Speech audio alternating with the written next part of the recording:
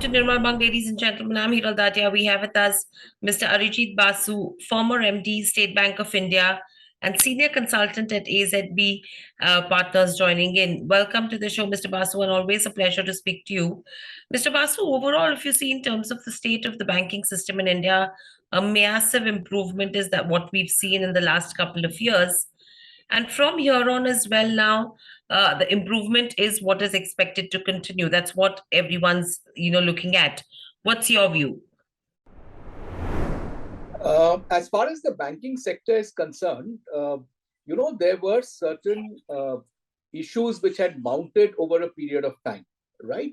And going back maybe 10 to 15 years, when the economy was in India in a growth phase, if we go back to 2008. However, globally, we had the global financial crisis. And I would not like to get into the details of those reasons. It's well known to us. The banking sector had a very significant amount of stress, and the problem at that time was that this stress was not being handled in the ideal manner in which it should have. Say till the first change which happened was when the asset quality review was announced after Dr. Raghuram Rajan took over as the RBI governor. And the stance of RBI since then has been that, yes, you can have stress, but the solution to that does not lie in trying to, somehow say that this amount of stress does not exist, or you give a long rope to the companies in spite of the fact that their business models, etc., have failed. And going forward, we had a whole series of changes which came into the ecosystem, including the IBC, which to my mind is the most significant reform that has happened under the present government in the last 8 years, economic or otherwise. This is my personal view. We are facing, unfortunately, a few things which about IBC, a few judgments, etc., which are a little concerning. However, we hope that those will get dealt with. So because of that, what happened was that, all banks which had corporate facing accounts, primarily the public sector banks, including large ones like SBI, Bank of Baroda, etc., but also the two large private corporate facing banks, including ICICI and Axis. All of them, the GNPA shot up to 10%, in many of these banks, or beyond 10% also in the period between 2016 and 19. But as you have rightly commented, this was something which everyone focused upon. And the regulator also looked at it very closely. The government came up with all these measures. And as a result, by the time COVID hit us in March 2020, the balance sheet of most of the banks had been by and large repaired. And thankfully that was the case, because if COVID had hit us earlier, when the banks were in a state of repair, I think it would have prolonged the cycle of banks going through a period of distress. But fortunately, we were able to face COVID with a lot of strength. In some of the interactions I've had with you earlier, I have said that. And as a consequence, COVID is a once in a, not only lifetime, once in 100-year kind of event. And the world has got completely in disarray because of COVID. And yet we find that our banking system, in fact, has been looking up from 2020 March onwards. Quarter on quarter, if you see the results of any bank, whether it's a small private sector bank, large private sector bank, public sector banks, all of them are back in profit. And more than profit, they are disclosing their credit costs and slippages, which are continually going down. So by and large, the stock of the bad loans and the distressed loans that banks had has been cleaned up, which is very good. And I think your question, the first question, was directed towards that. So I will confine my answer only up to this point. Right. So So overall, what's your view in terms of the credit growth from here on? Because everyone's eyeing double-digit growth. Do you think that's the possibility? And if yes, what sectors will it come from? Correct. So, I'll step back a little and answer because some of these numbers are coming out. So, I want to address one other thing which came out very clearly, or rather did not come out very clearly, but was being, espoused as one of the causes why banking sector credit growth is not happening. And that was, it is primarily because the banks were in a state of distress. I would not fully agree with that statement.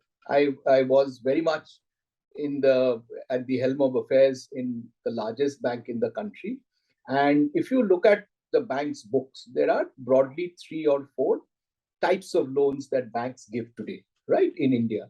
One is the retail sector, which is basically individual loans to individuals, the personal segment, which includes the individual home loans, which is today the largest segment. It will have the individual personal loans, the vehicle loans, etc., which we broadly all banks classify as retail. And almost in every bank now, it is either maybe a little in excess of 50% or a little below 50%, right?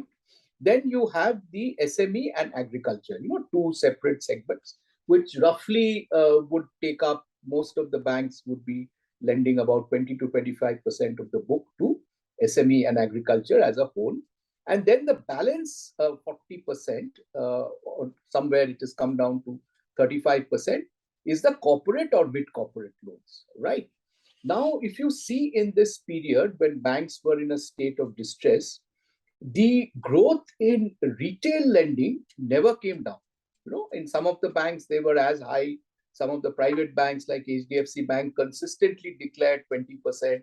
Even SBI, we had a growth rate of 15-16% in retail. Agriculture fluctuated depending on the year that, if the crop season was good, then there was better offtake and things like that. But agriculture also did not completely, vanish or disappear. And SME was a mixed bag because the impact just prior to COVID, I'm coming to a little later. Just prior to COVID, SME had indeed slowed down because, as we know, the informal sector to which the SMEs are the most connected, that went through a lot of pain post demonetization, starting from 2017 onwards. So there was a slowdown in SME growth, but there was pickup by some banks who effectively picked up some of the SME loans of the other banks. But overall growth in the system was not there. And corporate loans had definitely slowed down. But the reason is not that banks, we were willing to lend to any good corporate which had less risk. However, the corporates were not willing to take the risk of taking more loans. They were at that point in time deleveraging, which means what? That they already had built capacities and they did not want to incur further debt to add to that capacity. On top of that, you have other means of borrowings like NCDs and external commercial borrowings. So as a whole, domestic credit growth to corporates had definitely slowed down. But the reasons are, yes, maybe to some extent because there was some stress in the banks. But the larger reason is that because the corporates themselves were not demanding loans. That is, many of the banks, including SBI, we had sanctioned loans, but there was no offtake. So you sanction 100 rupees and the offtake is only 50 rupees.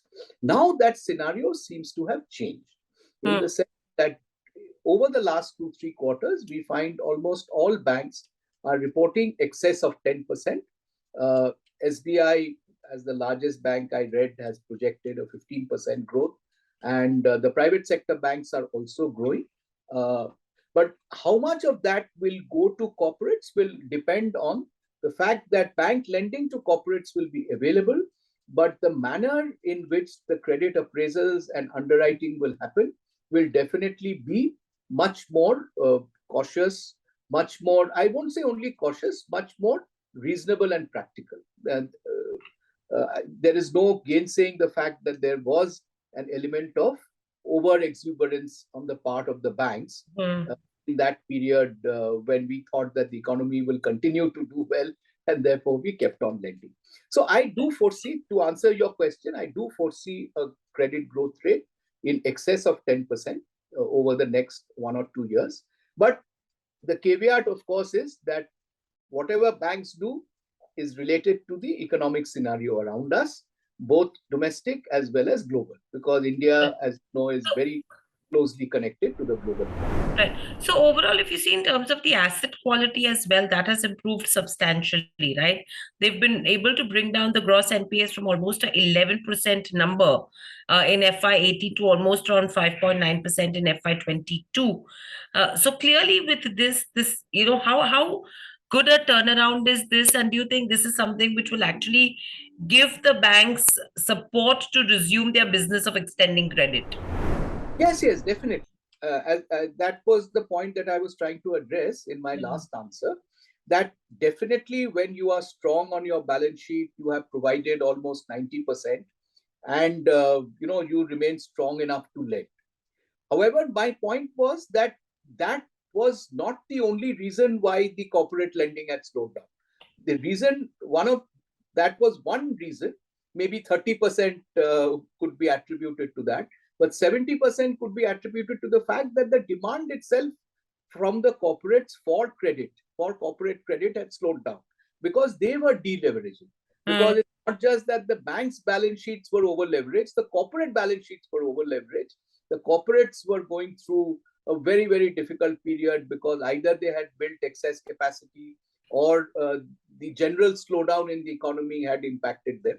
So now what we are seeing is that based on the measures taken by the government and otherwise, there is slowly a interest in capacity expansion coming back from the corporates. This 111 lakh crore or 111 trillion infrastructure pipeline, which we have for the next 4 years. Then this national monetization pipeline, about 6 lakh crore.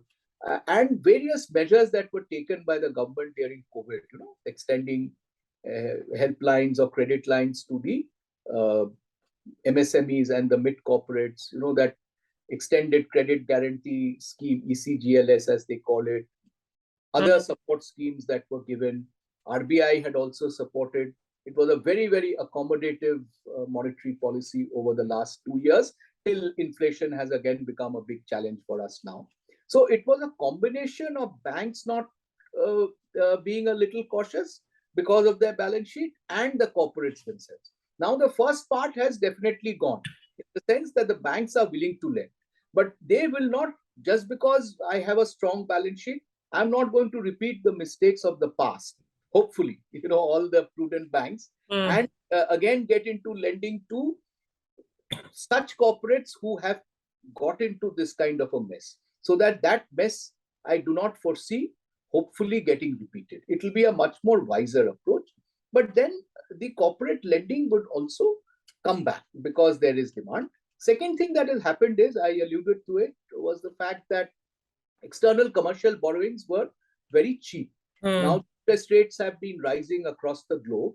So, external commercial borrowings after hedging is not that lucrative a proposition for, and it's not so easily available also for, other than the best rated companies. So now they will definitely turn to domestic credit. So there is X amount you require. Some part of it is met by external commercial borrowing and the debt market, the NCD market. There also there is a spike because yields have gone up. So as those avenues become less attractive, you will find them coming back to banks for plain vanilla borrowings. So which is what is happening now and is probably likely to continue. But of course, the corporates will once again continue to evaluate their investments and their demand based on the economy. Absolutely. So it seems that the things are going in the right direction right now, without any hiccups. And probably if this continues, I think we'll be in a much better space than what we are currently as well. Right. Thank you, Mr. Basu, so much for joining us on the show. A pleasure to speak to you as always, because in short, you give us so much details that helps us understand things better. So thank you so much. Stay safe and speak to you soon again. Thanks a lot. But if I may conclude with Sure, one sure, which sure, I absolutely. wanted to make, we did not speak much about the economy. When we are Correct. talking of, so the domestic economy is looking better because we are coming out of COVID and all that. But there are huge challenges. Inflation Hmm. is a very big challenge, and RBI has been taking the right measures, but still 7% is a huge challenge. The war in Europe is proving to be very Absolutely. difficult. The first good sign is that the oil prices are coming down, but that again is a huge challenge for India. The fourth is that the recessionary trends in and inflation trends. It's like stagflation in the eurozone, Britain, and US. Hmm. So it cannot be that India will remain unaffected if this goes on. Correct, correct. This There will be was a global prolonged. implication. If there is an impact on India, then banks will again will have to review, and maybe we can see perhaps a slowdown. Just wanted to have a last. Absolutely. No. And in fact, we should do a detailed discussion on the economy soon as well, apart from the banking sector. So Okay. let's do that soon. Thank you, Mr. Basu. Thank you so much for speaking. Thanks. Pleasure talking to you. Thank you. Subscribe to our YouTube channel for in-depth interviews of India Inc. and press the bell icon so that you do not miss our updates.